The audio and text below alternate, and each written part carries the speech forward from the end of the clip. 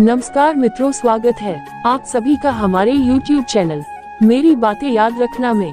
दोस्तों, आज जो कहानी हम लेकर आए हैं ये कहानी है गौतम बुद्ध की, जो हमें अपने दुखों की वजह खुद को न बनने देने के लिए प्रेरित करता है। तो चलिए हम शुरू करते हैं, आपका टाइम ज्यादा ना लेते हुए इस कहानी को। और अभी तक आप हमारे चैनल को सब्सक्राइब नहीं किया है तो जरूर करें, आपका एक सब्सक्राइब हमारे लिए बहुत महत्वपूर्ण है। तो चलिए हम शुरू करते हैं।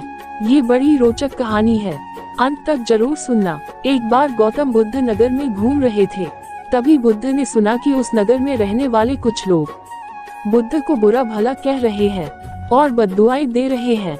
ऐसा इसलिए हुआ क्योंकि उस नगर में रहने वाले कुछ बुद्ध विरोधियों ने आम नागरिकों के मन में ये बात बिठा दी थी कि गौतम बुद्ध एक ढोंगी व्यक्ति है और ये उनके धर्म को भ्रष्ट कर रहे हैं।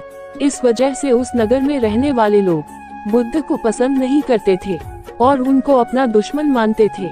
गौतम बुद्ध ने जब नगरवासियों के इन उलाहनों को सुना तो वह एक कोने में शांति के साथ खड़े हो गए और उनकी बुरी बातों को आराम से सुनते रहे। इस दौरान बुद्ध ने कोई प्रतिक्रिया नहीं दी। कुछ देर बाद जब नगरवासी बुद्ध को बुरा भला कहते हुए थक गए और चुप हो गए तो गौतम बुद्ध ने उन नगरवासियों से कहा, क्षमा चाहता हूँ, लेकिन अगर आप लोगों की बातें खत्म हो गई हैं तो मैं यहाँ से जाऊँ। ये सुनकर उनको बुरा कहने वाले लोग बहुत आश्चर्यचकित हुए। तभी वहाँ मौजूद लोगों में से एक व्यक्ति ने बोला, हम लोग तुम्हारा गुणगान नहीं कर रहे हैं, तुमको उलाहने दे रहे हैं और तुम्हें बुरा बोल रहे हैं। क्या तुम पर इन बातों का कोई असर नहीं हो रहा?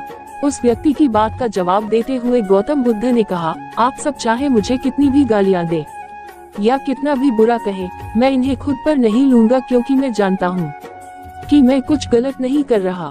इसलिए इन बातों को जब तक मैं स्वीकार नहीं करता तब तक इनका मुझ पर कोई असर नहीं पड़ रहा है। गौतम बुद्ध ने आगे कहा, जब मैं इन गालियों और बुराइयों को अपने ऊपर लूंगा ही नहीं तो ये निश्चित तौर पर आपके पास ही रह जाएंगी और मुझ पर असर नहीं करेगी। गौतम बुद्ध का ये प्रेरक प्रसंग हमें ये शिक्षा देता है और इस बात के लिए प्रेरित करता है कि जब आप गलत नहीं है तो किसी की गलत और नेगेटिव बातों का असर कभी भी खुद पर नहीं लेना चाहिए, क्योंकि इससे आप अपने ही दुखों की वजह खुद बन सकते हैं।